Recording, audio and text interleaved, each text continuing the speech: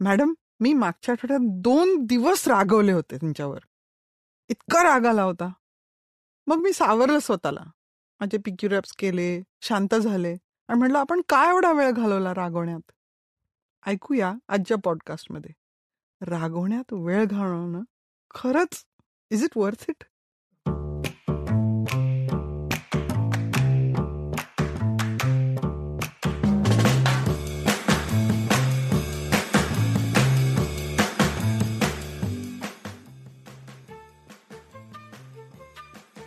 स्त्रियांचं आरोग्य, त्यातून त्यांचं लैंगिक आरोग्य, ह्याच्याबद्दल समाजामध्ये खूप समज आणि गैरसमज आहेत. ह्या गोष्टींबद्दल संवाद साधणं, मनमोकळेपणाने बोलणं आणि चर्चा करणं ही खूप गरज आहे. याच उद्देशाने मी वी फॉर वजायना हा पॉडकास्ट सुरू केलाय. मी डॉक्टर नीलिमा देशपांडे, मी गायनेकोलॉजिस्ट आणि सेक्शुअल मेडिसिन कन्सल्टंट आहे. आज माझ्यासोबत आहेत Niranjan Medhekar, CEO of sounds great. संसार म्हणलं की भांड्याला भांडं लागणारच असं म्हणलं जात असलं तरी भांडणांमुळे, वादविवादांमुळे प्रणयाचा रसभंग होत असेल तर ती काळजीची गोष्ट ठरू शकते. त्यामुळेच वादाचे विषय कटाक्षानं टाळून त्याची जागा रोमांसनं भरून काढता येईल का, याविषयी जाणून घेऊया या एपिसोडमध्ये. हॅलो डॉक्टर, पहिला प्रश्न विचारतो की तुमच्याकडे सेक्स थेरपीसाठी येणाऱ्या पेशंट्समध्ये आमचं एकमेकांशी काही केल्या पटत नाही अशी तक्रार घेऊन येणाऱ्या रुग्णांचं प्रमाण किती असतं?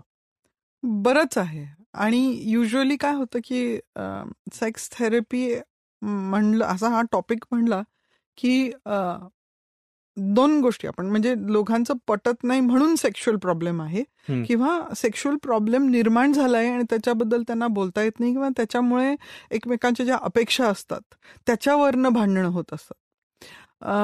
भांडणाचं कारण काही का असू शकतं. म्हणजे भांडण करणं किंवा भांडण होणं एक ट्रिगर असू शकतो आपल्याला एक्सप्रेस करण्यासाठी, किंवा ज्या वादाच्या गोष्टी आहेत त्यांना समोर आणण्यासाठी, ज्या गोष्टी आपल्याला खटकतात किंवा पटत नाहीत. फॉर एक्झाम्पल, काही फॅमिलीज आहेत ज्याच्यामध्ये इंटरकास्ट मॅरेजेस आहेत, किंवा लग्नामध्ये काहीतरी भांडण झालेले असतात, देण्या घेण्यावरनं भांडण झाले असते. तर एक किंवा दुसरा व्यक्ती ती गोष्ट मनात ठेवून बराच वेळ त्याच्यावरती रिझेंटमेंट ती अशी बिल्ड होत जाते आणि मग भांडणं होतात. आणि त्या भांडणांच्या कॉन्सिक्वेन्समध्ये त्यांचं सेक्शुअल लाईफ असतं ते डिस्टर्ब होत असतं काही काळासाठी. तर ज्या कपल्सनी फॉर एक्झाम्पल जे कपल्स खूप वर्षांनी आहेत त्यांच्यामध्ये पॅटर्न्स तयार होतात. ह्या कुठलं तरी एक कारण घ्यायचं, त्याच्यावरनं भांडण करायचं किंवा वाद सुरू करायचा, त्याच्यामध्ये एक्सप्रेस करायला सुरुवात करायची आणि मग ब्रेकअप व्हायचं टेम्पररीली, मग काहीतरी मेकअप करायचं आणि मग ते सेक्शुअल लाईफ परत रुळावरती लागतं किंवा लागत नाही. ज्या कपल्समध्ये हा पॅटर्न ॲग्रेवेट होत जातो, म्हणजे वाढत जातो आणि मग सेक्शुअल लाईफ भिनसतं, ते लोक इव्हेंच्युअली जर डिवोर्स तरी होतो, सेपरेशन होतं किंवा कुठल्या तरी कारणाने ते वेगळे होतात. ज्या कपल्समध्ये कम्युनिकेशन इतर वेळेला चांगलं असतं पण सेक्शुअल प्रॉब्लेम्सवरनं वादविवाद होत असतात किंवा डिस्कंटेंटमेंट असतं, मग ते सेक्स थेरपीसाठी पुढे येतात की बाकी सगळं आमचं सगळं छान आहे, फक्त सेक्सच ठीक नाही. आणि ऍक्च्युली क्लिनिशियन्स जे आहेत, जे डॉक्टर्स ऐकत असतील किंवा जे सेक्स थेरपिस्ट ऐकत असतील, सायकोलॉजिस्ट ऐकत असतील किंवा जे कपल सुद्धा ऐकत असतील, त्यांना माहिती असतं की ऍक्च्युली सगळं ठीक नाहीये. कारण काय, सेक्स थेरपीसाठी येणाऱ्या लोकांना किंवा सेक्शुअल प्रॉब्लेम्स घेऊन येणाऱ्या लोकांमध्ये आपल्याला माहिती असतं की 90%, काय मी म्हणेन 95% ऑफ द टाइम रिलेशनशिप हा प्रॉब्लेम असतो आणि मग त्याचं जे सिम्पटम असतं तो सेक्शुअल प्रॉब्लेम्समध्ये मॅनिफेस्ट होत असतं. सो असं आपल्याला म्हणजे खूप वेळा आपण रिलेशनशिप्स बद्दल बोललोय, तर सपोज हेटेरोसेक्शुअल रिलेशनशिप्समध्ये किंवा कुठल्याही पार्टनर्ड रिलेशनशिपमध्ये 2 व्यक्ती असतात आणि रिलेशनशिप असतं. ऍक्च्युली 3 जण त्या कन्सल्टिंग रूममध्ये प्रेझेंट असतात. कारण काय, इंडिव्हिज्युअल जे प्रॉब्लेम्स असतात ते असतातच आणि एकमेकांशी रिलेट करण्यामध्ये जे प्रॉब्लेम्स निर्माण होतात किंवा जे रिलेशनशिप असतं तो एक इंडिव्हिज्युअल एंटिटी होऊन जातो, ज्याच्यावरती वेगळ्या तऱ्हेने काम करावं लागतं. मॅडम, तुम्ही आता बोलताना म्हणलात तसं की 2 प्रकारची प्रॉब्लेम्स असतात, की एकतर सेक्शुअल प्रॉब्लेम आहे त्याच्यामुळे पटत नाही किंवा पटत नाही त्यामुळे सेक्शुअल प्रॉब्लेम असतात. तरी अजून जर थोडं डीप जायचं म्हणलं तर या वादविवादांची किंवा भांडणांची काही कॉमन पॅटर्न्स तुम्हाला अजून सांगता येतील का, किंवा ही स्पेसिफिक कारणं असतात? किंवा या कारणांमुळे भांडणं होतात, ते अगदी क्षुल्लक असतील किंवा गंभीर असतील. हो, खूप वेळा म्हणजे आपण जर आपल्या लाईफकडे बघितलं तर आपले 3 मेजर कॅटेगरीज असतात. हे रिसर्चमधनं आपल्याला माहिती आहे. नंबर 1 हेल्थ आहे. सेकंडली फायनान्सेस म्हणजे फायनान्सेस आणि फायनान्शियल स्टेबिलिटी आहे. तिसरं आहे रिलेशनशिप्स, म्हणजे एकूण interpersonal relationships, family relationships, social relationships, work relationships. आपण अजून एक क्रायटेरिया धरू शकतो ह्याच्यामध्ये social activities, quality of life आणि फ्रेंड सर्कल वगैरे. तर ह्या 4 एरियाजमध्ये जेव्हा डिससॅटिस्फॅक्शन निर्माण होतं किंवा कमतरता निर्माण होते तर ते त्या भांडणांचं सोर्स बनतं किंवा डिसअग्रीमेंटचं किंवा कॉन्फ्लिक्टचं सोर्स बनतं.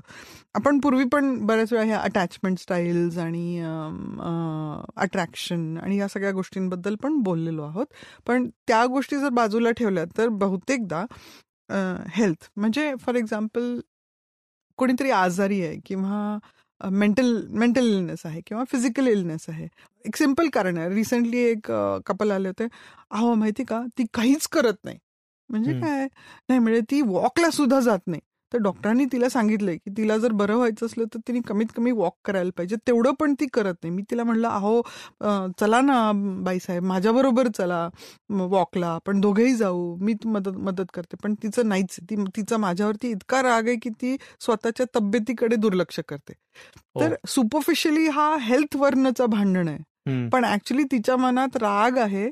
मग तिला विचारलं, तुला राग कशाबद्दल आहे?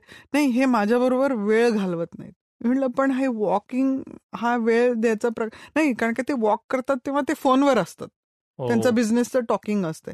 मग ह्यांच्याबरोबर कशाला मी वॉक करू, मी माझ्या मैत्रिणींबरोबर वॉक करेन. मी म्हटलं, मग करता का तुम्ही मैत्रिणींबरोबर? नाही, माझी इच्छाच होत नाही. सो सुपरफिशियली हा हेल्थ रिलेटेड टॉपिक आहे आणि हेल्थचा ऑफकोर्स इम्पॅक्ट होतो, कारण की जितके आपण अनहेल्थी असतो तितकं आपलं ब्रेन हेल्थ पुअर असतं. जितकं पुअर ब्रेन हेल्थ असतं तितकं आपण ॲग्रेवेटेड, अग्रेसिव्ह, मोडी, डिप्रेस्ड या सगळे एलिमेंट्स त्याच्यामध्ये येतात. तुम्ही जितके न्यूट्रिशनली पुअर असता, जितकं तुमचं ब्रीदिंग खराब असतं, हायड्रेशन खराब असतं, तुमचं सर्केडियन रिदम खराब असतं, तितकं तुमचा मूड खराब असतो. जितकं तुम्ही मुवमेंट कमी करता तितका तुमचा डिप्रेसिव्ह मूड असायची शक्यता असते. सो ऍक्च्युली काय आहे, तिला पाहिजे, आपण जर पूर्वी लव्ह लँग्वेजेस बद्दल बोललो, तिला काय पाहिजे, तिला वेळ पाहिजे. तिला असं वाटतं की सुपरफ्लुअस आहे त्या इतक्या सगळ्या वर्षांच्या रिलेशनशिपमध्ये मी काय फक्त त्यांचं फक्त खाणं पिणं डबे बनवण्यासाठीच होते का, माझ्याबरोबर मी एक ह्युमन बिईंग आहे, मला वेळ नको का त्यांचा? ह्याच्यावरनं मग ते भांडण झालं. मग जेव्हा रूट कॉजला येतो तेव्हा त्या लव्ह लँग्वेजेस मध्ये ह्या सगळ्या गोष्टींना आपल्याला ढालावं लागतं. मग सेकंड आहे फायनान्सेस. एक कपल अशी होती की तो नवरा काही कामच नाही करायचा. नाही, मला करिअर बनवायचंय, मला फिल्म इंडस्ट्रीमध्ये जायचंय, मी ऍक्टिंगचा क्लास करतो. तर ती बायको होती, ती सगळं काम करायची. म्हणजे तिचं डेडिकेटेड, ते आपल्या क्लिनिकला जायचं, काम करायचं, खूप कष्ट करायची, तिचे प्रोजेक्ट्स असायचे, कन्सल्टेशन असायचं, खूप काय काय अभ्यास वगैरे करून ती पैसे मिळवायची. आणि आता मला हा कोर्स करायचा म्हणून त्याच्या कोर्ससाठी फंडिंग द्यायचं. मग तो कोर्स संपला की नाही, मला हे नाही जमत, मी दुसरं काहीतरी करतो. आणि रोज रात्री आपल्या मित्रांच्या बरोबर ड्रिंकिंग, स्मोकिंग, ड्रग्ज, आणि तिला वेळच नाही मिळायचा. मग ज्या वेळेला ती जागी असायची किंवा ज्या वेळेला ती फ्रेश असायची तो अवेलेबल नाहीये. तर सुपरफिशियली हा फायनान्शियल कॉन्फ्लिक्ट आहे की मी सगळं काम करते आणि त्याला मी इतकं सपोर्ट करते. पण ऍक्च्युली काय आहे की त्याचं जे कॅरेक्टर आहे, त्याची जी पर्सनॅलिटी आहे, ती हिचा उपयोग करून घेण्यासारखी आहे. Right. He is using her, he is got use to using people. आणि तिची जी नीड आहे इंटिमेसीसाठी किंवा कंपॅनियनशिपसाठी, एवढं करून सुद्धा तिची नीड मीट होत नाहीये. परत लव्ह लँग्वेज तिची मीट होत नाहीये. मग किती तुम्ही गिफ्ट दिलं अशा बाईला, नाही, पण मी जेव्हा माझ्या फिल्म शूटिंगवरती जातो मी तुझ्यासाठी फुलं आणतो ना, पण तिची नीड फुलांची नाहीये, तिची नीड इंटिमेसीची आहे, प्रेमाची आहे. माझा दिवस कसा गेला मला सांगावंसं वाटतं. बाय द टाइम तू ड्रिंकिंग स्मोकिंग करून आलास की मी झोपलेली असते. पण ती त्याची नाही, मी जेव्हा फ्री असतो तेव्हा तुझं डोकं दुखत असतं किंवा तू झोपलेली असतेस. तर अशी जे भांडणं असतात त्याचा जो रूट कॉज असतो तो नेहमी असतो की आपले नीड्स मीट होत नाहीत. आपले जे नीड्स आहेत ते जेन्युइन असतात, ते फिजिकल आणि इमोशनल नीड. आणि इमोशनल नीडमध्ये need for respect, trust, significance ह्या खूप डीप असतात. जर कोणी सपोज ह्या पर्टिक्युलर रिलेशनशिपमध्ये ती एवढं कष्ट करून सपोज, आता तो वेगळा प्रश्न आहे की तिला जेव्हा माहितीये की तो तिला तिच्या गरजा पुरवत नाहीये इमोशनली, तर ती तरी सुद्धा का करते, तर तिचं कुठे जे अटॅचमेंट स्टाईल आहे, चाइल्डहुडमध्ये ओव्हर परफॉर्मन्स आहे, हायपर अचिव्हर आहे, जे काय तिचे जे मेथड्स आहेत ते प्रेम मिळवण्यासाठी जे ती यूज करते, इट्स नॉट वर्किंग. बरोबर. पण ह्याचं एक्सप्लोरेशन करताना लक्षात येतं की भांडणाचं जे कारण आहे, जे डिसअग्रीमेंटचं काय आहे, ते इव्हेंच्युअली अबोलेला लीड करतं. म्हणजे अबोला हे पण एक भांडण आहे जे त्या सेक्शुअल रिलेशनशिपमध्ये अडथळा निर्माण करते. मग आपण म्हणतो की ठीक आहे, रिलेशनशिप्स आहेत, सोशल आणि इंटरपर्सनल रिलेशनशिप्स. इंटरपर्सनल रिलेशनशिप्समध्ये कॉन्फ्लिक्ट कसं हँडल करायचं हे आपल्या चाइल्डहुड हिस्ट्रीवरती पण खूप अवलंबून असतं. फॉर एक्झाम्पल, एक कपल होते की जो मुलगा होता त्याचे फादर खूप व्हायलंट होते, अल्कोहॉलिक होते, आणि त्यांची मेथड, आणि आई अशी खूप एज्युकेटेड नव्हती, तर त्यांची मेथड कॉन्फ्लिक्ट मिटवायची म्हणजे बढवून काढायचं, अब्यूज करायचं, बढवून काढायचं, दारू पिऊन यायचं आणि गप्प करायचं सगळ्यांना, म्हणजे भीती घालायची घरामध्ये, म्हणजे सगळे गप्प बसले म्हणजे काही कॉन्फ्लिक्ट नाहीये. हे त्याचं इनहेरिटेड पॅटर्न आहे की म्हणजे सगळ्यांनी गप्प व्हायचं म्हणजे काही कॉन्फ्लिक्ट नाहीये. कॉन्फ्लिक्ट हँडल करायचं म्हणजे आधी सगळ्यांना गप्प करायचं. ती खूप वेगळ्या फॅमिलीमधनं आली. तिचे आई वडील खूप प्रेमळ, खूप ओपन माइंडेड. कधी कॉन्फ्लिक्ट झाला, काय झालं तर ते असे कागद सगळ्या फॅमिलीला घेऊन बसायचे, मोठा चार्ट पेपर घ्यायचे, सगळ्यांना वेगवेगळ्या रंगाचे पेन द्यायचे, त्यांना काय काय वाटतं ते असं लिहून काढायचे. तर तिला आणि तिच्या बहिणीला आई वडिलांच्या बरोबर कॉन्फ्लिक्ट रेझोल्युशन असं शिकायला मिळालं. आता कॉन्फ्लिक्ट रेझोल्युशनचे खूप वेगवेगळे मेथड्स असतात, पण नक्कीच मी म्हणेन की मारामारीपेक्षा काही गोष्टी लिहून काढणं जास्त सपोर्टिव्ह आहे किंवा जास्त इन्क्लुझिव्ह मेथड आहे कॉन्फ्लिक्ट रेझोल्युशनची. तर ज्या वेळेला ते एकत्र झाले, आणि अरेंज मॅरेजमध्ये ऑब्व्हियसली ह्या गोष्टी आपण कधीच एक्सप्लोर करत नाही, अरेंज मॅरेजमध्ये काय किंवा लव्ह मॅरेजमध्ये सुद्धा काय, की तुझे आई वडील कसे भांडतात हा प्रश्न कोण विचारतं? कोणीच नाही विचारत की तुमच्या घरी कोण कंट्रोल करतं फॅमिली. आणि जर एकमेकांना त्या फॅमिली बरोबर वेळ घालवायला मिळालं नाही तर हे पॅटर्न्स दिसून येत नाहीत, किंवा आपण त्यावेळेला प्रेमाच्या इन्फ्लुएन्स खाली इतके भारावून गेलेलो असतो की ते रेड फ्लॅग्स आपण बघत नाही. की सपोज लव्ह मॅरेज असलं असतं आणि ती त्या मुलाच्या फॅमिली बरोबर जरी असली आणि तिने जर बघितलं असतं की जेवणाच्या वेळेला किंवा इतर वेळेला जरी फुल फ्लेजेड व्हायलन्स जरी नसलं तरी वडिलांनी तोंड उघडली की सगळे गप्प बसतात किंवा त्यांचं मत व्यक्त करत नाहीत, हा रेड फ्लॅग आहे. खरंय. हे जर तिला कळलं असतं त्यांनी अशा मुलाशी लग्नच केलं नसतं, कारण की तिला कळलं असतं अरे पुढे जाऊन हा पण असंच वागायची शक्यता, किंवा तिने टेस्ट तरी केलं असतं की मग ह्याच्या विरोधात जेव्हा मी बोलते तर त्याचं रिॲक्शन काय आहे. कारण की ह्या रिलेशनशिपमध्ये तिच्या लक्षात आलं की तिला गप्पच बसावं लागतं काय, त्याच्याशी काही संवादच नाही, वी गेट ऑन व्हेरी वेल, आमचं खूप छान रिलेशनशिप आहे. म्हणजे कसं नाही, म्हणजे तो बोलतो आणि मी ऐकते. सो टेम्पोररीली चालू शकतं, पण किती वर्ष. मग ह्याच बायका जेव्हा मेनोपॉझल होतात तेव्हा त्यांच्यामध्ये राग इतका भरलेला असतो की तिथे ते भडकतं. आणि मग असल्याच माझ्याकडे पेशंट्स आहेत की ते मी 30 वर्ष ह्या माणसाला सहन केलं, आता माझी सहनशक्ती संपली. म्हणजे 30 वर्ष थांबून मग भांडायचं, सेपरेट व्हायचं, असं करायची वेळ येते. म्हणजे तुमची कोपिंग स्ट्रॅटेजी तुम्ही 30 वर्ष गप्प बसायची केली होती आणि कुडून मग तुम्हाला काय झालं, हार्ट डिझीज झालं, हार्ट अटॅक आला. तेव्हा लक्षात आलं अरे म्हणजे खरंच ते माझ्यावरती खूप प्रेम करतात, फक्त मला बोलायचंच नव्हतं. म्हणजे त्यांनी सगळे पैसे खर्च केले माहिती का, आयसीयू मध्ये माझी प्लास्टी झाली, हे झाली, ते झाली. मग विचार करायचो ऍक्च्युली तुझ्या अंजिओप्लास्टी व्हायची गरजच नव्हती ना, जर त्यावेळेला व्यक्त करता आलं असतं शांतपणे.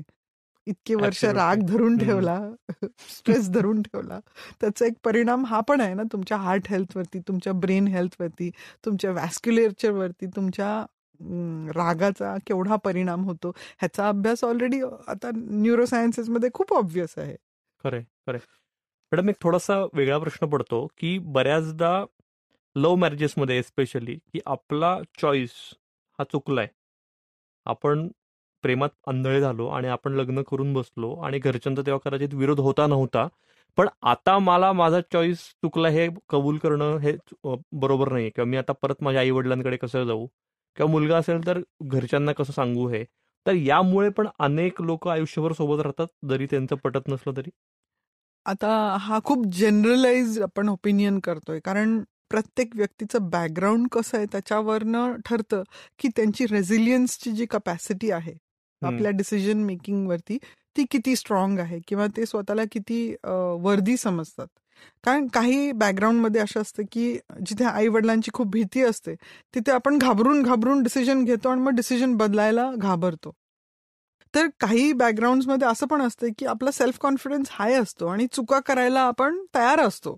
सो ज्या घरांमधनं लोक असे येतात की mistakes and failure are bad, ते लोक अशा रिलेशनशिप्समध्ये राहतात की जाऊ दे, चूक झालं, नको बदलायला, लोक काय म्हणतील, मुलं काय म्हणतील, मुलांसाठी राहिलो, असं तसं कारण सांगतात. का? कारण की त्यांचं बेसिक बिलीफ असतंय की आपण चूक केली, आपल्याला ते निस्तरावी लागणार आहे. दुसरं बॅकग्राऊंडचे लोक असे असतात की नाही, म्हणजे आयुष्य चुका करण्यासाठीच, चुका करून आपण शिकतच असतो, सो व्हॉट, चुका करणं हेच आयुष्य आहे, ह्याच्यावरनच आपण ग्रो होतो.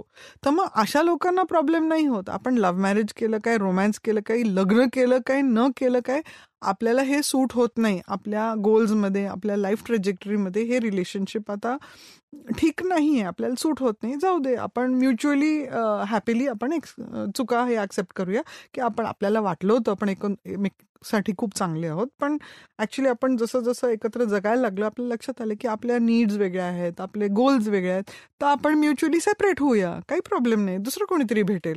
तर मग असे जे लोक असतात ज्यांच्यामध्ये रेझिलियन्स असतात, ज्याच्यामध्ये हे असे बिलीफ्स नसतात जे त्यांना ड्रॅग डाऊन करतात, ते पटकन रिलेशनशिप्स चेंज पण करतात आणि त्या रिलेशनशिप्समध्ये ते अडॅप्टेबल राहतात. ज्या रिलेशनशिप्समध्ये त्यांना करेक्ट जोडीदार मिळतो तिथे ते कॉन्फ्लिक्ट हँडलिंगमध्ये सुद्धा चांगले असतात. सो आणि आपणही बदलत असतो जसा वेळ जात असतो. हे जे रिलेशनशिप्स असतात, आपण एक ट्रेनिंग ग्राउंड जरी बघितलं तरी त्या ट्रेनिंग कधीच वाया जात नाही, हेही आपण ऍक्सेप्ट करणं गरजेचं असतं. एक 2 रिसेंटली एक्सपिरियन्सेस झाले. एक असंच कुठलं तरी एक पॉडकास्ट ऐकत होती की आपण जेव्हा अर्धवट कुठल्या रिलेशनशिपमध्ये इन्व्हॉल्व्ह होतो की आपण बरेच वेळा असं असते की हो तो ऐकेल, मग आपण थोडंसं अजून ऍक्सेप्ट करूया, थोडा अजून पेशन्स ठेवूया. अशा रिलेशनशिप्समध्ये आपला खूप वेळ वाया जातो की दुसरा जो व्यक्ती असतो तो 100% कमिटेड पण नसतो, पण तो इन अँड आउट असतो रिलेशनशिपमध्ये. म्हणजे अजून आणि मी असं नाही म्हणत की लग्न हे डिसिजन मेकिंग पॉइंट आहे, कारण की लग्न करून सुद्धा लोक असे असतात जे इन अँड आउट असतात. मग ते इदर विथ अफेअर्स असतात किंवा वर्क बेस्ड असतात, वर्कहॉलिक्स असतात किंवा इतर त्यांचे प्रायोरिटीज असतात. असे खूप रिलेशनशिप्स आहेत की लग्न झालंय पण जो एक पार्टनर आहे तो इन अँड आउट आहे, तो फुल्ली कमिटेड नाही आहे त्या रिलेशनशिपला एक कंपॅनियनशिपमध्ये ट्रान्सफॉर्म करायला. तर लग्न हे स्टँडर्ड नाहीये. सो असे जे लोक असतात त्याच्यामध्ये जो एक व्यक्ती कॉन्स्टंटली वाट बघत असतो त्याचा खूप वेळ जात असतो. तो आयुष्य जगत नसतो, तो स्वतःचं आयुष्य ऑन होल्ड ठेवलेलं असते की दुसरा व्यक्ती काहीतरी देईल, बघेल, करेल, मग आपण आयुष्य जगायला सुरुवात करूया.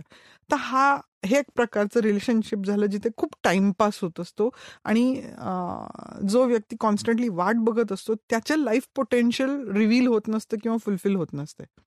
दुसरी गोष्ट अशी असते की ज्याला आपल्याला कळलेलं आहे की आपली चूक झाली आहे, पण ती चूक किती कॉस्टली व्हायला पाहिजे जोपर्यंत आपण डिसिजन घेत नाही की ह्याच्यामधनं बाहेर पडायचं, की अरेच्या, म्हणजे फॉर एक्झाम्पल माझंच एक्झाम्पल सांगते की एंगेजमेंट झाली, माझे वडील म्हणाले की खरंच तुला करायचंय का, हे खरंच काही डाऊट आहे का?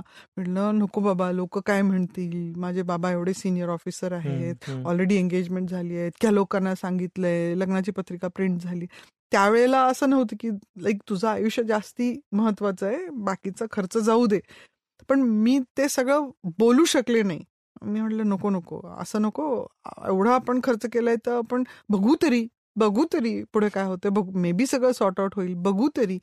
सो आपल्या स्वतःवरती जेव्हा आपल्याला विश्वास नसतो, आणि बहुतेक वेळा खूप लहान वय असताना ह्या एक्सपिरियन्सेस आपल्याला येतात, कारण की आपण तेवढं आयुष्य आपण जगलेलो नसतो, तेवढे एन्काउंटर्स आलेले नसतात लोकांबरोबर, आपलं लोकांना पारखायची जी अबिलिटी असते ती एवढी स्ट्रॉंग नसते, किंवा आपले जे नीड्स असतात त्याला आपण एवढी व्हॅल्यू दिलेली नसते, किंवा आपण तेवढे ठाम नसतो आपल्या डिसिजन मेकिंगमध्ये. सो ती जी चूक असते त्याला जितक्या लवकर आपण सुधारू की हो बाबा की मला लक्षात आलं होतं विदिन 1 मंथ की दिस इज नॉट गोण वर्क. मी तेव्हाच आईला म्हणलं की हे नाही, इट्स नॉट गोण वर्क. पण त्यावेळेच्या प्रोसेसमध्ये ऑलमोस्ट ऍक्च्युली डिवोर्स मिळायला खूप 2-3 वर्ष गेली. हो. सो माझं म्हणणं असं आहे की आपण चूक केली, चूक झाली आहे लक्षात आलं, तर त्याच्यामधनं बाहेर पडण्यासाठी आपल्याला जे करावं लागतं ते प्रोसेस सुरू करावी. कारण की जितका आपण वेळ घालवतो तितका आपला वेळ वाया जात असतो. आपण इतर गोष्टी, जे प्रोजेक्ट्स असतात, गोल्स असतात, त्याच्यामध्ये आपण पाऊल ठेवू शकत नाही. कारण की या गोष्टीमध्ये ज्या प्रोसेसेस असतात किंवा ज्या गोष्टी घडायच्या असतात त्याला खूप वेळ जात असतो. आपण फिलॉसॉफिकली पण बघू शकतो या गोष्टीला की हा, ते घडायचंच होतं, ते तुम्हाला एक्सपिरियन्स करायचंच होतं. त्याच्यामधलं जो दुःख होता, लॉस होता, जी अँग्विश होती, जो राग होता, सगळं तुम्हाला अनुभवायचं होतं आणि त्याच्यामधनं तुम्ही शिकून दुसरं काहीतरी पुढे करणार होता. हे आपण फिलॉसॉफिकली बघू शकतो. पण हेही तितकंच खरं आहे की आपली जर चूक झाली आहे तर त्या चुकेला जज न करता ती चूक सुधारण्यासाठी जे जे स्टेप्स लागतात ते आपण जितक्या लवकर घेऊ शकू तितकं आपण पुढचं आयुष्य सुरळीत लावू शकतो. बरोबर. खूपच मॅडम महत्वाचे इन्सिट्स तुम्ही या आन्सरमध्ये दिल्या. आता परत जर आपण भांडणांकडे आलो तर म्हणजे जेव्हापासनं विवाह संस्था आहे तेव्हापासून नवरा बायकोतली भांडणं आहेत की अलीकडच्या काळात ही धुसफूस वाढतीये जास्त असं दिसतंय तुम्हाला? ह्याचं मी परत तुम्हाला त्या आपण इव्होल्युशनरी बायोलॉजी बद्दल बोललो होतो आणि एकूण ट्रेंड, सोसायटीयल ट्रेंड्स कसे बदललेत ह्याच्याबद्दल आपण थोडंसं ब्रीफमध्ये बोलूयात. मी रिसेंटली हाजा ट्राईबला व्हिजिट केलं होतं एरिक एडमिट्स बरोबर तंझानियामध्ये. ते ओल्डेस्ट लिव्हिंग ट्राईब आहेत. तर ते नवरा बायको हा कॉन्सेप्ट नाही आहे. स्त्रियांची ग्रुप आहे आणि पुरुषांचा ग्रुप आहे आणि ते एकत्र फक्त रिप्रोडक्शन आणि सेक्ससाठी येतात. गप्पा ठोकायला एकत्र बसत नाहीत स्त्री पुरुष. किंवा आता आपल्या पुढच्या आपल्या कपल रिलेशनशिपच्या आणि पोराला कसं वाढवायचं ह्याच्याबद्दल कॉम्प्लेक्स डिसिजन मेकिंग काही नसते. जे पुरुष असतात त्यांचं काम असतं हंटिंग करणं, जेवण मिळवणं, घेऊन येणं. जी मुलं असतात त्यांना ते ट्रेन करतात, स्टोरी टेलिंग असतं, बाकी सगळं असतं. जे स्त्रिया असतात ते लहान मुलांना वाढवतात, एकमेकांना सांभाळतात आणि गॅदरिंग करतात. एवढंच आहे. ह्याच्या पलीकडे काही वेगळ्या स्टोरीज नाही आहेत आणि तिथे खूप पीस आहे. असं उगीच नवरा बायकोंची भांडणं चालू आहेत, आरडा कधीच नाही. इतकं शांत, इतकी लोक एका ठिकाणी राहतात आणि इतकी शांतता आहे की पक्ष्यांचे आवाज, वाऱ्याची झुळूक, पानं हलत, हे सगळं ऐकू येतं. माणसांची फार तर पोरं खेळल्याचा आवाज येतो, पण कोणी आरडाओरडा करत नसतं. मग आपण थोड्या रिसेंट सोसायटीजमध्ये बघूया. तिथे सुद्धा स्त्री पुरुष बेडरूम मध्ये एकत्र येत असे. खूप एक्झाम्पल्स आहेत की स्त्रियांची झोपायची जागा वेगळी आणि पुरुषांची झोपायची जागा वेगळी. आपण खूप पॅलेसेस आपण व्हिजिट करतो, जनाना मर्दाना वेगळं वेगळं असतं. हे मुघल काळातले पण हिस्ट्रीमध्ये पण आहे. आपण ब्रिटिश हिस्ट्रीमध्ये किंवा आपण जेव्हा कासल्स बघतो तिथे सुद्धा किंग्स चेंबर वेगळा, क्वीन्स चेंबर वेगळा. जे पुअर हाऊसहोल्ड आहेत तिथे पण एकत्र झोपायची प्रोसेस आहे. पण पुरुषांमध्ये आणि स्त्रियांमध्ये सेग्रिगेशन आहे. स्त्रियांच्या ह्याच्यामध्ये झोपतात आणि फक्त जेव्हा सेक्स किंवा रिप्रोडक्शनची गोष्ट असते तेव्हा त्यांना वेगळी खोली दिली जाते. अदरवाईज फक्त एक बाई आणि एक पुरुष एकत्र राहतात. हा खूप मॉडर्न कॉन्सेप्ट आहे. हा रिसेंट कॉन्सेप्ट आहे. इव्हन 100-200 इयर्स पर्यंत एकत्र कॉन्स्टंटली राहणं, जसं लॉकडाऊन मध्ये झालं, किंवा दोघांनीच संसार करणं, मुलं वाढवणं आणि सगळं आपलं स्वतःचं सॉर्ट आउट करणं, न्यूक्लिअर फॅमिली जे आपण म्हणतो, हा खूप रिसेंट कॉन्सेप्ट आहे. मग ह्याच्यामध्ये जो कॉन्सेप्ट आपण बघतो की एकच व्यक्ती माझं सगळं आहे, मग तो माझा मित्र पण आहे, मग तो माझा भांडण्याचा वेळ, तो माझा सायकोलॉजिस्ट पण आहे, मग तो माझा फायनान्शियल प्रोव्हायडर पण आहे, माझा सिक्युरिटी पण आहे आणि सगळंच आहे, म्हणजे मी सगळं त्याच्याबरोबर करायचं, हा खूप मॉडर्न कॉन्सेप्ट आहे. आणि त्यामुळे ही भांडणं किंवा हे जे एक्सपेक्टेशन आहे ते सारखे भंग होत असतात. त्या एक्सपेक्टेशन्स खाली जो समोरचा व्यक्ती आहे तो कॉन्स्टंटली स्वतःला इनॅडिक्वेट समजत असतो. तो constantly self doubt, self worth त्याची क्वेश्चन होत असते की काय मी एवढं पण नाही करू शकत, मी एवढं पण नाही करू शकत. आणि त्याचा कॉन्सिक्वेन्स मग सेक्शुअल इनकॉम्पिटन्स किंवा लॅक ऑफ परफॉर्मन्स किंवा परफॉर्मन्स अँझायटी ह्या गोष्टींमध्ये आपल्याला दिसून येतं. मग ज्या ज्या फॅमिलीजमध्ये किंवा ज्या व्यक्तींना हे ओळखता येतं ते त्यांचं सोशल सर्कल वाढवतात. म्हणजे हे खूप पूर्वी माझ्या एका कझिननी मला समजावून सांगितलं होतं.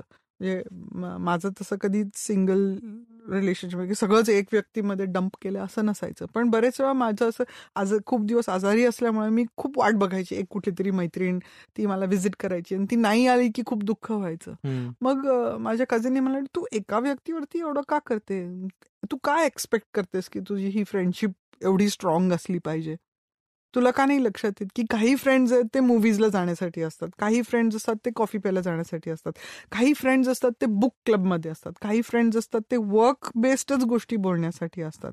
सगळे तुमची जी सर्कल आहे ते सगळे काही तुमचे काउन्सिलर्स नसतात किंवा ते एंटायटल्ड नसतात तुमच्या प्रायव्हेट थॉट्स एंटरटेन करण्यासाठी. तर मग जेव्हा आपण लग्न करतो तेव्हा आपलं एक एक्सपेक्टेशन असते की जो आपला जोडीदार असेल त्याला आपण आपले सगळे इंटिमेट थॉट्स शेअर करता आले पाहिजे, आपले सगळे गोल शेअर करता आले पाहिजेत. आणि तसं जर झालं तर खूपच चांगलं आहे. जे मेन गोष्टी लागतात एका कपल रिलेशनशिपला बिल्ड करायला त्या की आहेत, हेल्थ आहे, फायनान्सेस आहेत आणि इंटिमेट रिलेशनशिप्स आणि सोशल रिलेशनशिप्स आणि एंटरटेनमेंट. ह्या 4 गोष्टींमध्ये तुमचं कपल रिलेशनशिप ठरत असतं फ्युचरसाठी. आणि त्याच्यामध्ये तुमची मुलं आली, त्यांचं काय करायचं. एक कपल रिलेशनशिप असलं की जनरली एक्सपेक्टेशन असतं की तुम्ही एक फॅमिली युनिट बिल्ड करताय. आता अर्थात कपल्समध्ये हे पण आहे की आम्हाला फॅमिली युनिट नकोय, आम्ही दोघे एकमेकांना पुरून आहोत.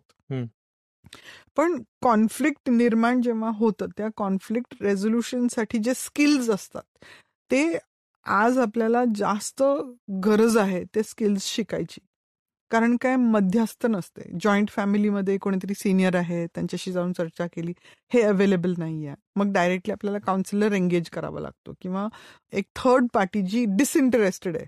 कारण की आता ऍक्च्युली सिरियल्समध्ये पण दिसतं की तुम्ही कोणावरतीच विश्वास ठेवू शकत नाही. कारण सपोज जॉईंट फॅमिली जरी असली तरी कशाचा कोणामध्ये इंटरेस्ट आहे ते माहिती नाही.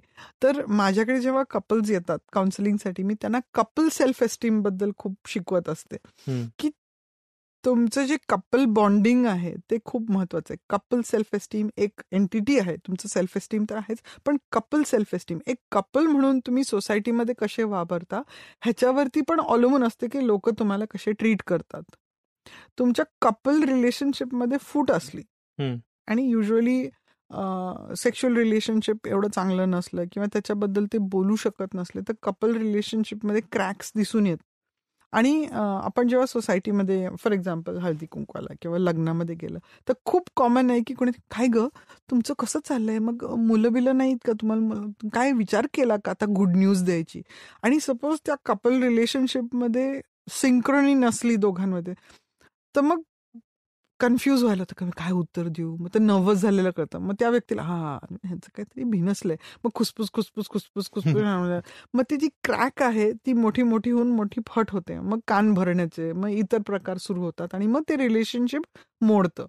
तर ज्या वेळेला कपल्स एकमेकांच्या बरोबर कम्युनिकेट करायला सुरुवात करतात, एकमेकांमध्ये ट्रस्ट बिल्डिंग सुरू होतं, रिस्पेक्ट बिल्डिंग सुरू होतं, एकमेकांचं सिग्निफिकन्स त्यांना लक्षात येतं, त्यावेळेला कपल सेल्फ एस्टीम वाढतं. नुसत्या सेक्समुळे कपल सेल्फ एस्टीम नसतं वाढत. तर जे बेसिक काम आहे कपल रिलेशनशिप आणि एस्टीम बिल्ड करायचं ते करणं प्रत्येक कपलचं ड्युटी होते किंवा ऑब्लिगेशन होतं. इट इज नॉट जस्ट की सेक्शुअल रिलेशनशिप चांगलं आहे. सेक्शुअल रिलेशनशिप चांगलं होणं महत्वाचं आहे. ते चांगलं नसलं तर वेळेत त्याच्यावरती उपचार घेणं किंवा काउन्सिलिंग घेणं पण तितकंच महत्वाचं आहे. पण बेसिकली जे कम्युनिकेशनची जी ओपननेस असते आणि हे आपण खूप वेळा बोललोय की जर तुम्ही एकमेकांशी कॉमन टॉपिक्सवरती बोलू शकला नाही तर तुम्ही सेक्सबद्दल बोलणं डेफिनेटली कठीण जाणार आहे. तर कपल सेल्फ एस्टीम बिल्ड करणं हा एक कुठल्याही इंडिव्हिज्युअलचं महत्व आहे. त्यामुळे मग ह्या प्रश्नाचं जर उत्तर म्हणलं की आता वाढलंय का, तर हो मी म्हणून आता वाद वाढलेत. कारण हे जे प्रेशर आहे एकत्र जगायचं हे नवीन आहे. एकटं हे जे फिलिंग आहे की आपल्याला आपण एकटे होत आणि आपल्याला एकटंच हा प्रॉब्लेम सॉल्व्ह करायचा आहे, ह्याच्यावरती अजून एक कॉम्प्लिकेशन हे आलंय की मोबिलिटी वाढली आहे. म्हणजे खूप वेळा मुलं त्यांच्या आईवडिलांपासनं, सिनियर्सपासनं, आपल्या फेमिलियर जागेपासनं दूर असतात. म्हणजे फॉर एक्झाम्पल पुण्याला येतात, एक मुलगा कुठून तरी असतो, मुलगी कुठून तरी असते. इथे काहीच फॅमिली सपोर्ट नसतं, जागा नवीन असते, जॉब नवीन असतं, वर्क प्लेस नवीन असते. मग ते हेल्प कुठून घ्यायची हे त्यांना माहिती नसतं. मग आता सोर्स काय? ऑनलाईन.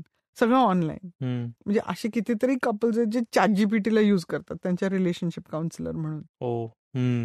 सो असा जो मॉडर्न काळ आहे, टेक्नॉलॉजीवरती डिपेंड करायचा, मोबाईलमध्ये स्वतःला डिस्ट्रॅक्ट करायचं, तर ह्या गोष्टी सुद्धा रिस्पॉन्सिबल आहेत की ऍक्च्युली वाद वाढतायत, पण वाद कसे होतात, कशाबद्दल होतात ह्याचं कॉन्टेक्स्ट पण बदलत आहे. पोर्न आहे, म्हणजे ऑनलाईन ऍक्सेस हो. आपण जे म्हणतो, पॉर्नोग्राफीमध्ये इन्व्हॉल्व्ह होणं, अफेअर्स आहे, इन्फिडेलिटी आहे, ड्रग्ज आहे, अल्कोहोल आहे, स्मोकिंग आहे, बाहेर राहणं आहे, वर्क रिलेटेड टेन्शन्स आहेत. म्हणजे माझ्याकडे असे कपल्स आहेत जे आठवडा भेटतच नाहीत, फक्त विकेंड्सला भेटतात. कारण काय, एकाची ड्युटी डे ड्युटी असते, एकाची ड्युटी नाईट ड्युटी असते. मग ते त्यांचे प्रॉब्लेम्स कधी रिझॉल्व्ह करणार? सो ह्या मॉडर्न लाईफ आणि lifestyle related complications, for example एक मुलगा आहे, खूप स्ट्रेस खाली त्याचे पॅनक्रियास डिस्ट्रॉय झाल्यामुळे तो आता टाईप 1 डायबेटिक झालाय. बापरे. तर त्याचे जे कॉम्प्लिकेशन्स हँडल करण्यामध्ये त्या बायकोला जे चॅलेंजेस फेस करावे लागले, त्याच्यामुळे त्यांच्यामध्ये रिफ्ट आहे, सेक्शुअल डिस्फंक्शन आहे, प्रॉब्लेम्स आहेत. पण जे रिलेशनशिप प्रॉब्लेम आहे तो जोपर्यंत हँडल केला जात नाही तोपर्यंत तो सेक्शुअल प्रॉब्लेमही सॉल्व्ह होणार नाही. आपण त्याला कितीही औषधं दिली, त्याला सपोज त्यांनी जाऊन इम्प्लांट जरी बसवलं, पेनाइल इम्प्लांट, तरी तिच्यातला जो राग आहे तो रिझॉल्व्ह कसा करायचा? जोपर्यंत कपल काउन्सिलिंग होत नाही, ते नवीन वेज शोधत नाहीत एकमेकांशी रिलेट करायला, तोपर्यंत हा प्रॉब्लेम सॉल्व्ह होणार नाही. फॉर एक्झाम्पल मेंटल इलनेस आहे, एक पेशंटचे कपल आहे, ती शिझोफ्रेनिक आहे, तिला मेडिसिन्स चालू आहेत, तिचे अधूनमधून रिलॅप्सेस होत असतात, तिचे फ्रेंड्स ऐकून ती मध्ये मध्ये औषधं बंद करते, फ्रेंड्स ऐकून. तर त्याच्यावरती जो प्रेशर आहे, मग तो परफॉर्म नाही करू शकत, की सारखं भांडणामुळे तो कॉन्स्टंटली अपसेट असतो. ह्या चॅलेंजेसना ओव्हरकम करण्यासाठी आपल्याकडे जे काउन्सिलिंग अवेलेबल आहे त्याला लवकर ऍक्सेस करणं गरजेचं आहे. कारण जितका वेळ आपण चुकीच्या मेथड्स प्रॅक्टिस करतो ती सवय होऊन जाते, ते पॅटर्न होऊन जातात. जितके डीपली इनग्रेन पॅटर्न्स होत असतात त्याला रिव्हर्स करणं तितकं कठीण जात असतं. Madam, to be very honest, मी जेव्हा या विषयाची तयारी करत होतो तेव्हा मी आपल्याकडे ओव्हरऑलच भांड्याला भांडं लागणारच किंवा नवरा बायकोची भांडण याच्याकडे खूप असं एक काय म्हणू हलक्या फुलक्या पद्धतीने किंवा तितका हा सिरियस इश्यू नाही अशा प्रकारे बघितलं जातं समूह. पण तुम्ही जे आता सांगता त्याच्यावरनं कळते की याची ग्रॅव्हिटी किती आहे आणि याचा पूर्ण तुमच्या आयुष्यावर, कपल रिलेशनशिपवर किती गंभीर परिणाम हा होऊ शकतो. ऍक्च्युली असं म्हणतात की आपण लग्नाचा जो जोडीदार निवडतो तो तुमच्या अख्ख्या लाईफ, क्वालिटी ऑफ लाईफसाठी रिस्पॉन्सिबल असतो. तर जोडीदार निवडताना खूप केअर घ्यावी लागते आणि तिथे संकोच करू नये. प्रेमाच्या इन्फ्लुएन्स खाली आपण खूप गोष्टी, नाही जाऊ दे ना, नंतर बोलू, कशाला अपसेट करायचं. पण मी म्हणेन की ऍक्च्युली जितक्या लवकर तुम्ही एकमेकांना अपसेट करता तितकं बेटर आहे. राईट. कारण काय, कॉन्फ्लिक्टमध्ये, अपसेटमध्ये समोरचा व्यक्ती कसा वागतो हे लवकर कळलेलं बरं असतं. कारण की असे पण माझ्याकडे कपल्स आहेत की रागामध्ये त्यांनी चाकू उचलून गळ्याशी धरलेला, बापरे, आणि हे तिला कल्पनाच नव्हती की असं कोणी करू शकतं. पण तरी ती राहिली नाही. म्हणजे ते एखाद्या वेळेला झालं असेल, नाही नॉट ऍक्सेप्टेबल. आपण कोणाचं वागणं जे आहे ते एखाद्या वेळेला कधीच होत नसतं. लोक ती ऍक्शन रिपीट करत असतात. ते आपल्याला ऑब्झर्व करता आलं पाहिजे. विदाऊट प्रेमाचे जे केमिकल्स असतात, म्हणतात ना लव्ह अँड अदर ड्रग्ज, म्हणजे काय की आपण जेव्हा प्रेमात पडत असतो आपलं ब्रेन हायजॅक झालेलं असतं सर्टन केमिकल्सनी. आपल्याला रॅशनली विचार नाही करता येत. आपण जोपर्यंत त्या केमिकल्सच्या इन्फ्लुएन्सवरनं स्वतःला डिटॅच करत नाही तोपर्यंत आपण ज्या घडणाऱ्या इव्हेंट्स असतात त्यांना ऑब्जेक्टिव्हली बघू शकत नाही. म्हणूनही आपल्याला फॅमिलीची, फ्रेंड्सची गरज असते. आय थिंक पूर्वीच्या काळी अरेंज मॅरेजचं हा एक स्ट्रेंथ म्हणूया की ऑब्झर्वर्स खूप होते. आता हेही म्हणता येईल की पूर्वीच्या काळी अरेंज मॅरेजेस हे सोशल ट्रान्झॅक्शन असायची. बरोबर. फायनान्शियल डिसिजन असायचं, स्ट्रॅटेजिक डिसिजन होतं, सर्टनली ॲफ्लुएंट क्लासेसमध्ये बिझनेस ट्रान्झॅक्शन होतं, लग्न करणं. पण आजच्या काळामध्ये सपोज अरेंज मॅरेज जरी आपण बघितलं, पण सोशल कॉन्स्ट्रक्ट बघितले तरी ॲक्च्युली इव्हॅल्युएशन असतं ऑब्जेक्टिव्हली, की हा माणूस कसा आहे, त्याचे फ्रेंड्स कसे आहेत, कुठली कंपनी ठेवतो, त्याला काय ॲडिक्शन्स आहेत का, व्यसनं आहेत का, तो घरी येऊन आई वडिलांशी कसं वागतो, मग त्याचे टीचर्सचं ओपिनियन काय आहे, त्याच्या फ्रेंड्सचं ओपिनियन काय आहे, ह्या सगळ्या गोष्टींवरती जेव्हा मग आपण डिसिजन घेतो लग्न करायचं का नाही, हे ॲक्च्युली जास्त हेल्पफुल आहे. राईट. खरंय खरंय. मॅडम, थोडंसं आता सेक्शुअल डिस्फंक्शनवर येऊया. म्हणजे आपण म्हणतोय की वाद जर असतील तर त्याच्यामुळे सेक्शुअल प्रॉब्लेम्स हे होऊ शकतात. तर हे सिम्पटम्स कसे ओळखायचे की आपल्यात जे सेक्शुअल प्रॉब्लेम्स आहेत तर ते आपल्या पार्टनर सोबत पटत नाहीये, हे रूट कॉज आहे आणि त्याच्यामुळे हे प्रॉब्लेम सुरू झालेत. बहुतेक कपल्सना नाही करता येत ते, कारण काय, ते त्या प्रॉब्लेममध्ये इतके अडकलेले असतात आणि त्याच्यामुळे इतके दुःखी असतात. म्हणजे खूप वेळा कपल्स जेव्हा मी हिस्ट्री टेकिंग करते तेव्हा तुम्हाला काहीच प्रॉब्लेम आहे, हाच प्रॉब्लेम आहे तुम्हाला स्ट्रेस कशाचा आहे, म्हणजे माझ्या रिलेशनशिपचा स्ट्रेस आहे किंवा मला सेक्स जमत नाही ह्याचा स्ट्रेस आहे. आणि ऍक्च्युली प्रॉब्लेम रिलेशनशिपमध्ये असतो, ओरिजिनली पार्टनर चूज करण्यामध्येच प्रॉब्लेम असतो. सो जेव्हा आपण प्रॉब्लेममध्ये अडकलेलो असतो, आपण जेव्हा, म्हणजे मी माझ्याबद्दल पण सांगेन की जेव्हा आपण पेशंट असतो, कुठल्या कारणामुळे आपण स्वतःला पेशंट म्हणू किंवा न म्हणू, आपण त्या प्रॉब्लेममध्ये जेव्हा अडकलेलो असतो, तो हेल्थ प्रॉब्लेम असो, रिलेशनशिप प्रॉब्लेम असो, सेक्शुअल प्रॉब्लेम असो, आपण ऑब्जेक्टिव्ह नसतो आपल्या सिच्युएशनला बघण्यामध्ये. त्यामुळे आपल्याला मदतीची गरज असते. आता ज्या कपल्समध्ये रिलेशनशिप बेसिकली चांगलं आहे किंवा कम्युनिकेशन चांगलं आहे, ते सेल्फ हेल्प घेऊ शकतात. फॉर एक्झाम्पल बुक्स आहेत, पॉडकास्ट आहेत, किंवा काही प्रॉम्प्ट्स आहेत, गेम्स आहेत, खूप सगळे.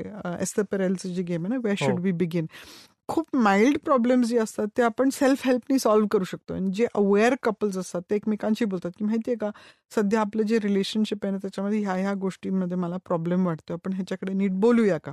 आता ज्या कपल्समध्ये ती सिस्टमॅटिकली अड्रेस करायचे टूल्स असतात, आणि हे मी PQ मध्ये शिकवते की पॉझिटिव्ह इंटेलिजन्सचा आपला जो प्रोग्राम आहे त्याच्यामध्ये रिलेशनशिप्समध्ये कसं गार्डनिंग करायचं, वीड्स कसे काढायचे, त्याची फ्रिक्वेन्सी कशी असावी, त्या कुठल्या माइंडसेटनी त्या प्रॉब्लेम्सकडे बघावं, कपल्स एकमेकांना कॉन्फ्लिक्ट रेझोल्युशनमध्ये प्रॉब्लेम्स अड्रेस करताना कुठल्या स्टेटमध्ये त्यांनी ते प्रॉब्लेम्स अड्रेस करावे. आपण खूप रागवलेलो असलो किंवा खूप स्ट्रेस खाली असलो तर त्या एनर्जीला घेऊन प्रॉब्लेम सॉल्व्हिंग करू नये, ती एनर्जी शिफ्ट करून मग प्रॉब्लेम सॉल्व्हिंगकडे वळावं. ह्या सगळ्या गोष्टी, ह्या टेक्निक्स शिकणं गरजेचं असतं कपल्सना. आणि बहुतेक कपल्सकडे हे टूल्स किंवा स्ट्रॅटेजीज नसतात, कोणीच शिकवलेले नसतात. कुठल्या शाळेत शिकवतात, कुठल्या कॉलेजमध्ये शिकवतात, नाही शिकवत. तुम्ही सायकॉलॉजिस्ट असलात, जरी तुम्ही हे टेक्निक्स अप्लाय करायला शिकला नाहीत रिलेशनशिपमध्ये, तोपर्यंत तुमचं रिलेशनशिप तुम्ही सुरळीत आणू शकत नाही. आणि तो अवेअरनेस लागतो की हो, आपल्यामध्ये जो प्रॉब्लेम आहे तो आपण सॉल्व्ह करू शकतो, आपण ह्याच्याबद्दल बोलूयात आणि ह्याला आपण सॉल्व्ह करूयात, किंवा आपण हे स्ट्रॅटेजीज आपण जरा एक्सप्लोअर करूयात. मग ह्याच्यामध्ये प्रॉब्लेम सॉल्व्हिंगसाठी काय काय अप्रोचेस आहेत, काय काय आपण करू शकतो. ही जी कम्युनिकेशनची जी स्टाईल आहे पीसफुली करायची, ही महत्वाची ठरते आणि ही आपल्याला शिकावी लागते. नाहीतर आपण डिफॉल्ट होतो आपल्या फॅमिली स्टाईलला. फॉर एक्झाम्पल त्या कपल, एकाची स्टाईल होती बडवून काढायची, दुसऱ्याची स्टाईल होती लिहून काढायची, तर ते मॅचच नाही झाले तर त्यांचे प्रॉब्लेम सॉल्व्ह नाही करू शकत ते. सो जेव्हा आपण प्रॉब्लेममध्ये अडकलेलो असतो, जोपर्यंत आपली एनर्जी आपण शिफ्ट करत नाही तोपर्यंत त्या प्रॉब्लेमचे सोल्युशन्स आपल्याला सापडू शकत नाहीत. आणि बहुतेकदा कपल्सकडे ते स्किल्स नसतात. हे स्किल बेस्ड आहे. स्किल बेस्ड आहे म्हणजे काय, प्रत्येक कपल, प्रत्येक व्यक्ती ही स्किल शिकू शकते, रिझॉल्वेबल असते. म्हणून आपण म्हणतो की कुठलंच असं रिलेशनशिप नाहीये की ते पूर्णपैकी तोडायला पाहिजे. माझ्याकडे असे खूप कपल्स आहेत की त्यांना एकमेकांचा राग खूप आहे पण प्रेम खूप आहे. मग जसं आता ठीक आहे, तुम्हाला राग खूप आहे, पण तुम्हाला जसं पहिलं एक्झाम्पल सांगितलं, तुम्हाला त्या रागणामध्ये, तुम्हाला त्या भांडणामध्ये तुमचं लाईफ किती वाया घालवायचंय, हा एकदा प्रश्न विचारला की ते म्हणा हो ऍक्च्युली होय की खरंच. म्हणजे आपण जर ह्या रागाचं ड्युरेशन शॉर्टन करू शकलो तर आपण जास्त आनंदाने जगू शकू.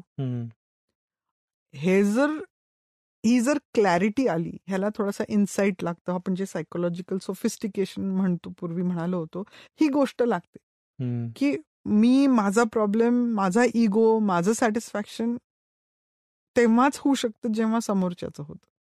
हे जेव्हा लक्षात येत नाही तेव्हा ते स्वतःच्याच प्रॉब्लेमवरती अडकलेले असतात. मग ते ठाम असतात की हे रिलेशनशिप ब्रेक करून मी नवीन रिलेशनशिप घेणार. ते विसरतात की त्यांचे जे स्किल्स आहेत, त्यांची जी कपॅसिटी आहे, तीच नवीन रिलेशनशिपमध्ये असणार आहे. त्यांना तोच प्रॉब्लेम एका नवीन पद्धतीत भेटणार आहे. सो रिलेशनशिप ब्रेक करणं हा नेहमी आन्सर नसतं. त्या रिलेशनशिपमध्ये राहून जितकं शक्य आहे तितकं आपण हे स्किल्स शिकणं गरजेचं असतं. आता मी ह्याला एक डिस्क्लेमर असं पण देईन की काही रिलेशनशिपमध्ये खूप व्हायलन्स असतं, खूप मॅनिप्युलेशन असतं, इमोशनल, फायनान्शियल, डोमेस्टिक असतं, फिजिकल व्हायलन्स असतं.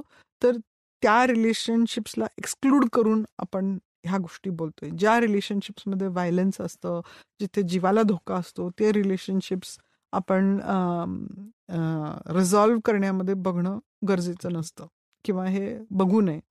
खरंय. त्याच्यामधनं जितक्या लवकर तुम्ही बाहेर पडू शकाल हे जास्त महत्वाचं ठरतं. कारण काय असे खूप आपण स्टॅटिस्टिक्समध्ये, डोमेस्टिक व्हायलन्सच्या स्टॅटिस्टिक्समध्ये बघतो की जिथे खूप व्हायलन्स, फिजिकल व्हायलन्स स्पेशली असतं, तिथे आता हे स्टडीज बहुतेकदा स्त्रियांवरती केलेत, म्हणून स्त्रियांवरचा जो व्हायलन्स आणि मग त्याच्यामधनं होणारा जो लॉस ऑफ लाईफ आहे त्याच्यावरती रिसर्च केलेला असतो. पुरुषांमध्ये पण असतं, पण त्याचं प्रमाण थोडं कमी आहे रिसर्चमध्ये. सो डोमेस्टिक व्हायलन्स सिच्युएशन्समध्ये जेव्हा स्त्रियांना फिजिकल व्हायलन्स एक्सपिरियन्स करावा लागतो, त्याच्यामधनं कसं त्यांना सेफ ठेवायचं आणि त्या रिलेशनशिपमधनं त्यांना बाहेर कसं काढायचं, ह्याच्यासाठी हेल्पलाईन्स असतात, सपोर्ट मेकॅनिझम्स असतात, त्याचा लोकांनी उपयोग घ्यावा. एक डिस्क्लेमर काय, आज आपण जे भांडणांबद्दल बोलतोय ते ह्या सिव्हिअर व्हायलन्स किंवा सिव्हिअर मॅनिप्युलेशनला एक्सक्लूड करून बोलतोय. बरोबर. हे जे स्पेशल सर्कमस्टान्सेस आहेत त्यांना आज आपण बोलणारे जे पॉइंट्स आहेत ते लागू नाही आहेत. कारण काय, पर्सनल सेफ्टी आणि सिक्युरिटी ही प्रायोरिटी घेते कायम. आणि हेही लक्षात घ्यायचं की ज्या फॅमिलीजमध्ये मुलं आहेत किंवा ॲनिमल्स आहेत, पेट्स आहेत, ते पण ॲट रिस्क असतात व्हायलन्समध्ये. त्यामुळे व्हायलन्स असलं कुठल्याही परिस्थितीमध्ये, कुठलाही काउन्सिलर किंवा थेरपिस्ट म्हणेल की कॉन्फिडेन्शियालिटी तिथे संपते, तिथे त्या केसेसना रिपोर्ट करावं लागतं. कारण काय, लहान मुलं इन्व्हॉल्व्ड असतात किंवा त्या व्यक्तीचा जीव धोक्यात असतो. तर ह्या केसेसना एक्सक्लूड करून आपण बोलतोय आजच्या पॉडकास्टमध्ये. अगदीच. आपण जसं आता तुम्ही म्हणलात तसं आता आपण परत भांडण आहेत, पण ती इतकी टोकाची नाही आहेत किंवा फिजिकल हिंसा कुठल्याही प्रकारची इन्व्हॉल्व नाहीये त्यात. अशी जर सिच्युएशन असेल आणि जर नवऱ्याच्या किंवा बायकोच्या ठराविक गोष्टी पटत नसतील, तर बेडरूममध्ये त्यांना या गोष्टी बाहेर ठेवून येणं खरंच जमू शकतं? असे खूप कपल्स आहेत की सेक्स मेकॅनिकल होऊ शकतं. एक ऍक्ट आहे, ती पूर्ण झाली की बाकीचं चालू आहे. स्त्रियांसाठी एवढं नाही, पण पुरुषांसाठी असतं. पण जे इमोशनल पुरुष असतात ते परफॉर्म पण करू शकत नाहीत, अशी पण परिस्थिती असते. जिथे सेक्स मेकॅनिकल होतं किंवा एक ऍक्ट होते की हा आपल्याला ड्युटी आहे, बाईची ड्युटी आहे की त्याची गरज पूर्ण करायची की मग बाकीचं आपलं पण मोकळं होतो, अशा रिलेशनशिप्समध्ये सॅटिस्फॅक्शन नसतं, परफॉर्मन्स असतो. सॅटिस्फॅक्शन, त्याला रिलेशनशिप म्हणायचं का, इथं पण मग क्वेश्चन मार्क येतो. कारण काय, असे माझे पण ओळखीचे पेशंट्स आहेत, फ्रेंड्स आहेत की ती तिचं आयुष्य जगते, तो त्याचं आयुष्य जगते, आठवड्यातनं एकदा सेक्स करतात आणि तिथे संपतं. एक रिसेंटली लेक्चर झालं होतं, intimacy, sexual pleasure, particularly women sexual pleasure. आपण जे ऑर्गॅझम्स बद्दल जो पॉडकास्ट केला, क्लिटरिसवरचा जो पॉडकास्ट केला त्याच्यावरनं, की इंटरकोर्स जे आहे तो ऍक्च्युली पुरुषांच्या सॅटिस्फॅक्शनसाठी होतो. एस्पेशली ज्या पुरुषांना मॅस्टरबेशन बद्दल गिल्ट वाटतं की अरे माझी बायको आहे तर मी मॅस्टरबेट का करू, असे पण असतात की नाही नाही माझं लग्न झालंय, मी मॅस्टरबेट करून ते लग्नाच्या आधी करत होतो, आता मी नाही करत, आता बायको आहे. जाणू काय ती बायको तुमची मॅस्टरबेशनचं टूल आहे किंवा टॉय आहे. इट्स नॉट ओके ना. She is not your toy for masturbation. ती व्यक्ती आहे, इंडिव्हिज्युअल आहे. त्या कंपॅनियनशिपमध्ये सेक्शुअल इंटिमेसी आणि प्लेजरचं तिला पण तितकाच हक्क आहे. मग क्लिटरल स्टिम्युलेशन आहे, होल बॉडी स्टिम्युलेशन आहे, एंगेजमेंट आहे, ती तिची गरज आहे. तिची जर गरज पूर्ण होत नसली, तिचे नीड्स मीट होत नसले, तर ती जी ऍक्ट आहे ती फक्त त्याच्या सॅटिस्फॅक्शनसाठी आहे. याचं कन्क्लुजन काढणं काही कठीण नाहीये. मग तिच्यामध्ये काय होणार की हळूहळू रिझेंटमेंट बिल्ड होणार. राग आणि रिझेंटमेंटमध्ये मग तिचं लिबिडो पूर्णच क्रश होतो. कारण की ज्या वेळेला मनामध्ये भीती, राग, जेलसी, रिझेंटमेंट अशा मोठ्या मोठ्या ढोबळ इमोशन्स असतात, जे सटल इमोशन्स असतात, डिझायरचे, प्लेफुलनेसचे, फ्लर्टीनेसचे, हॅपीनेसचे, जॉयचे, हे आपण एक्सपिरियन्स नाही करू शकतो. बरोबर. मग असे पण कपल्स आहेत ज्याच्यामध्ये इंटरकोर्स होत नाही, पण हे बाकी इमोशन्स त्यांना एन्जॉय करता येतात इंटिमेसीमध्ये, फोर प्लेमध्ये. कारण का तिथे राग, रिझेंटमेंट अशा गोष्टी, मोठे मोठे निगेटिव्ह इमोशन्स खेळत नसतात. ते इव्हन त्यांच्या सेक्शुअल प्रॉब्लेमला सुद्धा ते प्लेफुली एन्जॉय करू शकतात, एंटरटेन करू शकतात. म्हणून आपण म्हणतो की सोसायटीमध्ये सेक्शुअल प्रॉब्लेम्स खूप लोकांना असतात, 70% लोकांना असतात, पण डिसफंक्शन हा 15 ते 20% असतो, कमी असतो. की तो त्यांच्या रिलेशनशिपला अफेक्ट करतो, त्यांच्या सेल्फ एस्टीमला, सेल्फ वर्थला, त्यांच्या मेंटल स्टेटला अफेक्ट करायला लागतो, तेव्हा तो डिसफंक्शन होत असतो. आपल्याला हेही लक्षात येतं की कधी कधी कपल्सची भांडायची जी हॅबिट असते किंवा जी पॅटर्न असते ती रेपिटेटिव्ह असते. म्हणजे काही कपल्स असतात की त्या भांडणाला आयसोलेट करू शकतात आणि मग सेक्स एन्जॉय करतात. की जाऊ दे, हे भांडण आपल्यामध्ये भांडण आहे, भांडणाची तिथे राहू दे, आपण सेक्स एन्जॉय करूया. असे पण कपल्स असतात. असं खरंच पॉसिबल होतं होतं ना. अशा कपल्समध्ये होतं जिथे ते जे भांडण आहे ते स्वतःच्या सेल्फ एस्टीम किंवा सेल्फ वर्थला ते अफेक्ट करू देत नाही. हे त्यांच्या चाइल्डहुड अपब्रिंगिंग वरती अवलंबून असतं, ते किती स्ट्रॉंग आहे. जिथे जो व्यक्ती आहे त्या भांडणाला किंवा त्या क्रिटिसिझमला पर्सनल अटॅक म्हणून घेतो, तो जास्त सफर करतो. आपला वाद झालाय, आपलं भांडण झालंय, आपल्यामध्ये अशी कुठलीच गोष्ट नाही आपण जी सॉल्व्ह करू शकत नाही. हे जेव्हा कपल्सचं कॉन्फिडन्स असतं तेव्हा कुठल्याही गोष्टीवरती ते भांडू शकतात आणि त्या भांडणाला बाजूला ठेवून इंटिमेसी एन्जॉय करू शकतात, एंगेजमेंट एन्जॉय करू शकतात. का नाही? कारण भांडण होणं हा क्राईम नाहीये, बरोबर, हा प्रॉब्लेम नाहीये. कॉन्फ्लिक्ट प्रत्येक रिलेशनशिपमध्ये असणं गरजेचं पण आहे. खरंय. पण ते कॉन्फ्लिक्ट हेल्थी कसं ठेवायचं, त्याला कसं हँडल करायचं, म्हणजे तुमच्या दोघांचे जे गोल्स आहेत, व्हॅल्यूज आहेत, प्रेफरन्सेस आहेत, ते तुम्ही पॉझिटिव्हली ॲड्रेस करू शकता. तुम्ही शांत मनाने ते ॲड्रेस करू शकता, दोघांना विन विन सिच्युएशन म्हणून ॲड्रेस करू शकता, किंवा जिथे कॉम्प्रोमाइज करायचं आहे तिथे लव्हिंगली तुम्ही कॉम्प्रोमाइज करू शकता. ह्या स्टेटला येण्यासाठी जे कपल वर्क गरजेचं असतं, इंटिमेसी गरजेची असते, ती खूप महत्वाची असते. तिथे intellectual intimacy, physical intimacy, emotional intimacy, safety, security, respect, trust, ह्या खूप महत्वाच्या गोष्टी असतात. ज्या रिलेशनशिपमध्ये आपण सेफ फील करत नाही तो तिथे आपण ओपन अपच होऊ शकत नाही. मग ओपन तुम्ही होऊ नाही शकलात तर कॉन्फ्लिक्ट कसा निर्माण होणार? आपलं मत हे एक मतच आहे, ते ठाम ट्रूथ नाहीये. हे जोपर्यंत इंडिव्हिज्युअल्स ऍक्सेप्ट करू शकत नाहीत तोपर्यंत त्या डिस्कशनमध्ये किंवा त्या डायलॉगमध्ये फ्लेक्सिबिलिटीच नाहीये.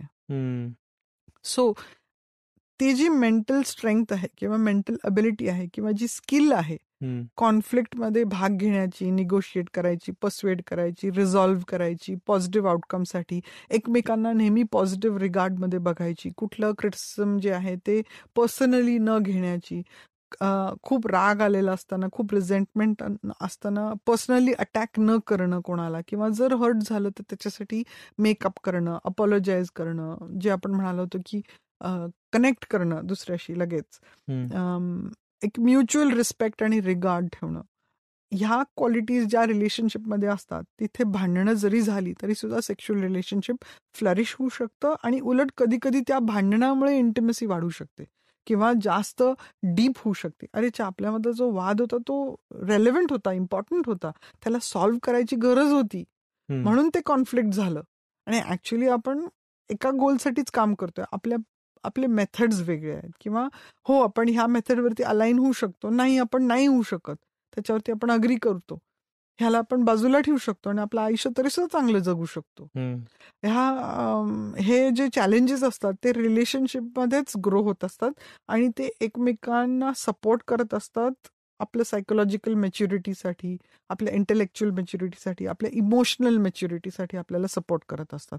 त्यामुळे भांडण होणं हे वाईट नाही आहे, कॉन्फ्लिक्ट होणं हे वाईट नाही आहे. आपण त्याच्यामध्ये कसं ग्रो होतो, आपली मनाची स्ट्रेंथ कशी वाढत असते, आपण इमोशनली कसे मॅच्युअर होत असतो, आपण प्रोग्रेस होत असतो आणि आपलं रिलेशनशिप ह्या वादामुळे किंवा डिस्टर्बन्समुळे किती स्ट्रॉंग होत असतं ह्याच्याकडे जास्त लक्ष द्यावं. म्हणजे त्या रिसेंटली पहिल्या एक्झाम्पलच्या कपलवरनं मी सांगते, परवाचं डिस्कशन असंच झालं की ठीक आहे, जर तुला माहिती होती की तू 2 दिवसाच्या रागामुळे डिस्टर्ब होतीस तर तू ते 2 दिवसाचा राग एका दिवसावरती आणू शकतेस का? तुला स्किल आहे का? हो नक्कीच आहे. म्हणलं मग 1 दिवसाचा जो राग आहे तो अर्ध्या दिवसावरती आणलं तर तुला बरं वाटेल का? हो नक्कीच वाटेल, मला अर्धा दिवस गेन झाला माझा. तर मग कपलनी जर डिसाईड केलं की आपण रागवलो तर जास्तीत जास्त आपण 1 तास रागवणार. हे निगोशिएट करता येतं ना, आपण टाइम लिमिट सेट करू शकतो की आपण हे जेवढं रागवायचं तेवढं रागवायचं, 1 तास रागवायचा, मग आपण शांत व्हायचं आणि एकमेकांवरती प्रेमच करायचं आणि प्रेमानेच बोलायचं. आपलं सफरिंग कमी झालं ना. खरं. तर हे टॅक्टिक्स पण आपण यूज करू शकतो आणि हे महत्वाचं आहे की प्रेमाची जी भावना आहे, जे लव्हिंग काइंडनेस आहे, लव्ह जे आहे ते कॉन्स्टंट असते. त्याला निर्माण करण्यासाठी आपल्याला प्रॅक्टिस ठेवावी लागते की आपली जी निगेटिव्हिटीज आहेत, जे आपली कॉन्फ्लिक्ट्स आहेत ते त्या बेसिक प्रेमाच्या भावनेला ओव्हरशॅडो करत नाहीत, ह्याचीच आपल्याला प्रॅक्टिस करावी लागते. आणि खूप खूप खूप ऑथर्सनी लिहिलेलं आहे, खूप स्पिरिच्युअल टीचर्सनी लिहिलं आहे की self development, self love, self compassion, self वरती काइंडनेस ही जी प्रॅक्टिस आहे ही मुळाची प्रॅक्टिस आहे. कारण की जोपर्यंत आपण ती डेव्हलप करत नाही तोपर्यंत ती पार्टनरचा प्रत्येक शब्द आपल्याला एक वुंड बनूनच लागतो. आपले ट्रिगर्स आपण हील करणं हा त्या रिलेशनशिपचा मग गोल होतो. पण हा सगळाच एपिसोड खूप डीप झाला आणि मला सगळ्यात मिळालेला मोठा टेकावे या एपिसोडमधनं म्हणजे की भांडणांकडे पण वेगळ्या दृष्टीने बघता येऊ शकतं. प्रत्येक भांडण हे त्या रिलेशनशिपसाठी किंवा इंटिमसीसाठी हे चुकीचंच असं किंवा वाईटच असं नाही. तर आपण इंटिमसीचे पण वेगवेगळे प्रकार या आधी पण बघितलेले आहेत. तर त्यात इंटेलेक्च्युअल इंटिमसी ही पण खूप महत्वाची आहे. तर त्याच्यामुळे 2 इंडिव्हिज्युअल्समध्ये डिफरन्सेस हे असू शकतात. फक्त ते तुम्ही डील कसे करताय आणि ते ओव्हरकम कसं करताय आणि ते जे काही कॉन्फ्लिक्ट आहे, जे काही भांडण आहे, जो काही वाद आहे, तर ते म्हणजे एका पॉइंटच्या पलीकडे न वाढवू देता ते तुम्ही रिझॉल्व्ह करू शकताय का एकमेकांमध्येच. तर हे जास्ती मला वाटतं महत्वाचं आहे. येस, भेटूया पुढच्या एपिसोडमध्ये अशाच एखाद्या वेगळ्या, हटके, महत्वाच्या आणि इंटरेस्टिंग विषयावर गप्पा मारायला. ऐकत राहा V for वजायना podcast. Disclaimer. This podcast is for general information purposes only. It does not constitute the practice of medicine, nursing, or other professional healthcare services, including the giving of medical advice. No doctor-patient relationship is formed. The use of this information and the materials linked to this podcast is at the user's or listener's own risk. The content on this podcast is not intended to be a substitute for professional medical advice, diagnosis, or treatment.